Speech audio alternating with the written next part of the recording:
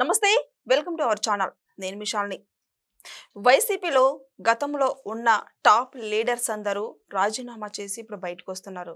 తర్వాత ఆ లిస్ట్లో ఇంకా ఎవరెవరు ఉండబోతున్నారు దీని మీద పూర్తిగా విశ్లేషించడానికి మనతో పాటు స్టూడియోలో ఉన్నారు అనలిస్ట్ అశోక్ కుమార్ గారు ఉన్నారు. వారిని అడిగే కొన్ని విషయాలు మనం తెలుసుకుందాం. అశోక్ గారు నమస్కారం. నమస్తే అండి. అశోక్ గారు, వైసీపీ పార్టీ కోల్పోయిన తర్వాత కొంతమంది రాజీనామా చేసింది మనం చూస్తూనే ఉన్నాం. మరి ముఖ్యంగా టాప్ లీడర్స్ ఎవరైతే ఉన్నారో వాళ్ళు కూడా పార్టీ నుంచి వీడి బయటకు వచ్చింది చూస్తున్నాం. మరి ఈ నేపథ్యంలోనే అందులో ఇంకా మరి ఎవరెవరు వెళ్ళబోతున్నారంటే ఏం చెప్తారు? జగన్మోహన్ రెడ్డి గారు ఇవాళ పెట్టినటువంటి ప్రెస్ మీటే దానికి శాంపుల్ ఉదాహరణ. ఏమన్నాడంటే 3.5 సంవత్సరం కాల పరిమితి ఉండగా రాజ్యసభ పదవి అనుభవించేదానికి విజయసాయిరెడ్డి రాజీనామా చేసి వెళ్ళిపోయినాడు అన్నారు. అంటే వాళ్ళకు అంత బాధాకరం ఏముంది అసలు ఆ వైసీపీ పార్టీలో?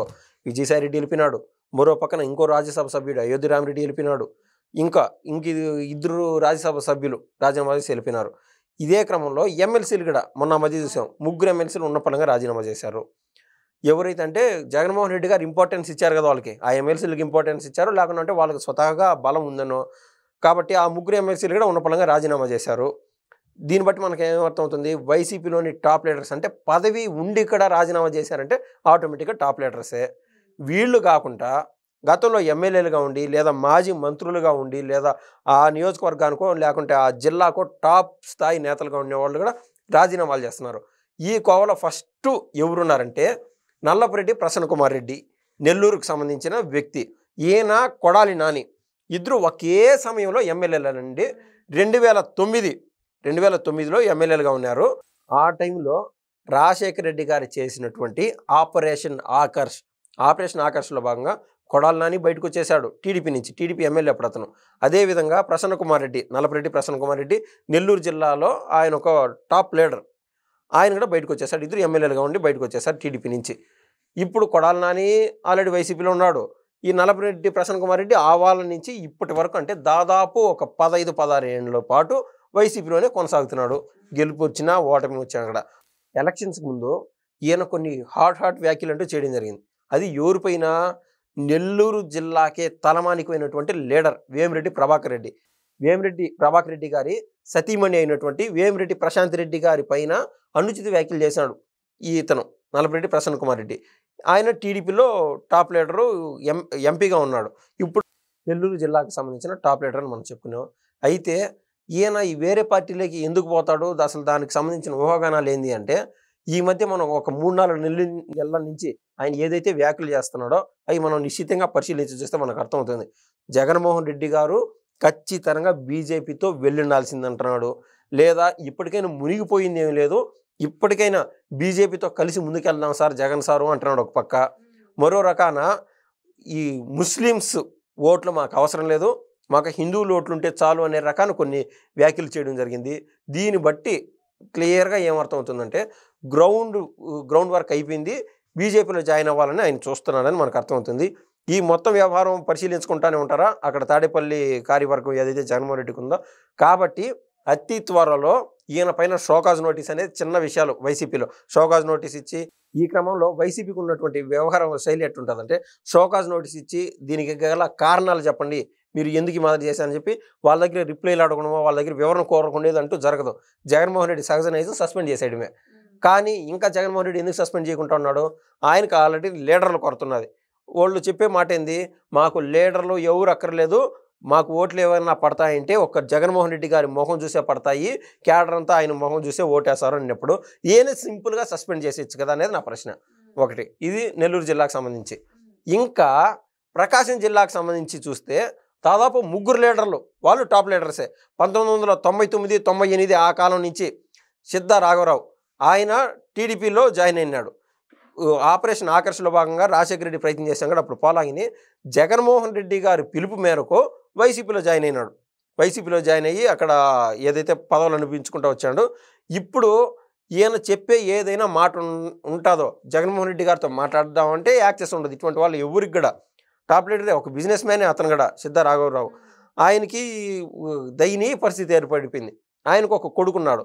ఆయన నియోజకవర్గంలో నెంబర్ 1 పొజిషన్లో పెట్టాలని చెప్పి ఆయన తపన, దర్శి నియోజకవర్గం. ఇప్పుడు ఆ అవకాశమే లేకుండా పోయింది. వైసీపీ ఓడిపోయింది, టీడీపీ వాళ్ళు గెలిచున్నారు. కాబట్టి ఏది ఏమైనా కూడా బయటికి వచ్చేసి టీడీపీ వాళ్ళతో మాట్లాడి టీడీపీలో జాయిన్ అయిపోయి వాళ్ళ కొడుకు భవిష్యత్తు అయినా సుస్థిరం చేయాలని చెప్పి తపనలో ఆయన ఉన్నాడు. కాబట్టి వైసీపీ వాళ్ళు ఏదైనా నిర్వహించే కార్యక్రమాల్లో ఎక్కడా పార్టిసిపేట్ చేయట్లే ఈ సిద్ధరాఘవరావు. ఇంకా ఈ క్రమంలో ఇంకొకరు ఎవరంటే కరణం బలరాం. కరణం బలరాం ఏకోవకు చెందిన వ్యక్తి. ఇప్పుడు మనకు అయ్యన్న పాత్రుడు గారు ఉన్నారు కదా, అయ్యన్న పాత్రుడు గారు లేకుంటే రామ్మోహన్ నాయుడు గారి తండ్రి అయినటువంటి ఎర్రం నాయుడు గారు, అయ్యన్న పాత్రుడు గారు, ఎర్రం నాయుడు గారు, కోడెల శివప్రసాద్ గారు, ఇంకా అదేవిధంగా యనమల రామకృష్ణుడు, ఏదైతే టీడీపీ పుట్టినప్పటి నుంచి టీడీపీని అట్టి పెట్టుకొని ఉన్నారో వారిలో ఒకరు ఈ యొక్క కరణం బలరాం గారు. కరణం బలరాం గారు గతంలో కేవలం 23 మంది ఎమ్మెల్యేలు టీడీపీ గెలిచినప్పుడు ఆ 23 మంది ఎమ్మెల్యేల్లో కూడా కరణం బలరాం గారు ఒకరు. కరణం బలరాం గారు, అదేవిధంగా వల్లంనేని వంశీ, ఇంకొకరు, మొత్తం 3-4 రాజీనామా చేసి వెళ్ళిపోవడం జరిగింది ఆ రోజున. ఆ రాజీనామా చేసి వెళ్ళిపోయిన వాళ్ళలో కరణం బలరాం గారు. అక్కడ పోయినప్పుడు ఆయన ఏమి ఆశించాడు, ఎక్కడి నుంచి అక్కడ పోయినప్పుడు నాకు మంత్రి పదవి కావాలా, మంత్రి పదవి వస్తుందని ఆశించాడు. మంత్రి పదవి రాలేదు. ఏది ఏమైనా కూడా తర్వాత ఎలక్షన్లో 2024 జరిగినటువంటి ఎలక్షన్లో కరణం బలరాం గారు ఓడిపోవడం జరిగింది. అంటే కరణం బలరాం గారు ఫ్యామిలీ నుంచి కరణం వెంకటేష్కి సీట్ ఇచ్చారు. ఆ సీట్లో కరణం వెంకటేష్ ఓడిపోవడం జరిగింది. సో నేను ఇదంతా ఎందుకు చెప్తున్నానంటే అండి, ఎర్రం నాయుడు గారనో లేకుంటే యనమల రామకృష్ణుడనో లేకుండా ఉంటే కోడెల శివప్రసాద్ అనో వీళ్ళందరి పేర్లు ఎందుకు చెప్పినానంటే వాళ్ళ ఫ్యామిలీస్ అంతా పాలిటిక్స్లో ఉండేటి, పొలిటికల్గా ఆ స్ట్రెంత్ ఉండే వ్యక్తులు వీళ్ళు. కాబట్టి వాళ్ళ కొడుకు రాజకీయ జీవితాన్ని సుస్థిరం చేసుకోవాలనే ఆశ, బాధ్యత అన్నీ కరణం బలరాం గారి పైన ఉన్నాయి. సో కరణం వెంకటేష్ గారి కోసం ఆటోమేటిక్గా టీడీపీలో ఉన్నటువంటి పూర్వ పరిచయాలు వాడుకొని ఖచ్చితంగా టీడీపీలో జాయిన్ అవ్వాలని చెప్పి ఆయన పరితపిస్తున్నారు. ఇంక ఇదే క్రమంలో ప్రకాశం జిల్లాకు సంబంధించి ఇంకా వేరే నాయకుడు ఎవరంటే ఆదిమూలపు సురేష్. ఈయన కూడా రాజకీయంగా ఎప్పటి నుంచో రాజకీయ సర్కిల్స్లో తిరిగి ఆయనే కాకుంటే గతంలో జగన్మోహన్ రెడ్డి గారు ప్రభుత్వంలో ఉండగా 151 మంది ఎమ్మెల్యేలు వాళ్ళకు ఉన్నారని చెప్పి ఆయన ఎమ్మెల్యే స్థానంలో ఉండి చంద్రబాబు గారు ప్రచారానికి అక్కడికి పోయినప్పుడు ఆయన పైన రాళ్ళు వేయించడం లేకుంటే ప్రచారాన్ని అడ్డుకోవడం ఈ ప్రయత్నం చేశాడు. కానీ కాలం జరిగే కొద్దీ మార్పులు చేర్పులు జరుగుతాయి కదా. సో ఆయనకు పరిస్థితి కర్మ రిటర్న్స్ అన్నట్టు ఆయనే టీడీపీలో జాయిన్ అవ్వాల్సిన పరిస్థితి ఏర్పడింది. అది విశ్వసనీయ సమాచారం. టీడీపీలో జాయిన్ అవ్వాలని పరితపిస్తున్నాడు అని చెప్పి. కానీ నేను అనుకుంటున్నాను టీడీపీ వారు ఆయన తీసుకోరు. కాబట్టి ఆయన లైన్ మొత్తం జనసేన సైడు లేకుండా ఉంటే బీజేపీ సైడ్ వెళ్తుందని నేనైతే భావిస్తున్నాను. సో వీళ్ళు పార్టీకి వెన్నెముకలుగా ఉండేవాళ్ళు ఆయా జిల్లాల్లో. వాళ్ళే ఆ జిల్లాల్లో పార్టీ నుంచి నిష్క్రమించినప్పుడు ఆటోమేటిక్గా అక్కడ క్యాడరు అతలాకుతలం అయిపోతుంది. వాళ్ళు కూడా చల్లా చెదరైపోయి మెయిన్ నాయకులే లేనప్పుడు వాళ్ళు ఎంతకాలం పోరాడతారు ఇరు పార్టీల్లో ఇతర పార్టీలతో. సర్పంచ్ స్థాయి నామినేషన్ వేయాలన్నా కూడా పైనుంచి బలం అవసరం ఖచ్చితంగా, లేదా ఎంపీటీసీగా పోటీ చేయాలన్నా కూడా ఒక స్ట్రాంగ్ లీడర్ లేని క్యాడర్ చల్లా చెదరైపోతారు.